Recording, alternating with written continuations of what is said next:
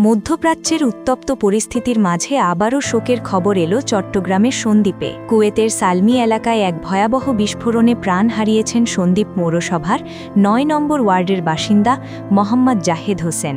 মরু অঞ্চলে উট পালনের কাজে নিয়োজিত এই প্রবাসীর মৃত্যুর খবরে তার বাড়িতে এখন শোকের মাতম। গত বৃহস্পতিবার সকালে বাবার সাথে ফোনে কথা বললেও সন্ধেতেই আসে তার চিরবিদায়ের দুঃসংবাদ।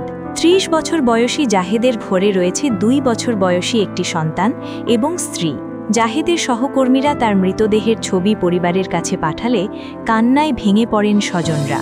উল্লেখ্য, মাত্র ৩ দিন আগে গত সোমবার মধ্যপ্রাচ্যের চলমান সংঘাতের জেরে মিসাইলের আঘাতে প্রাণ হারিয়েছিলেন সন্দ্বীপের আজিমপুর এলাকার যুবক মোহাম্মদ তারেক।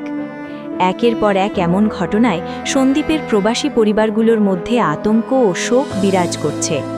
জাহেদের মৃত্যু কি চলমান ক্ষেপণাস্ত্র হামলার অংশ, নাকি ৩ দশক আগের যুদ্ধের পরিত্যক্ত মাইন বিস্ফোরণ, তা এখনও নিশ্চিত হওয়া যায়নি। সরকারের প্রবাসী কল্যাণ মন্ত্রণালয়ের মাধ্যমে জাহেদের মরদেহ দ্রুত দেশে ফিরিয়ে আনার দাবি জানিয়েছেন তার পরিবার ও এলাকাবাসী।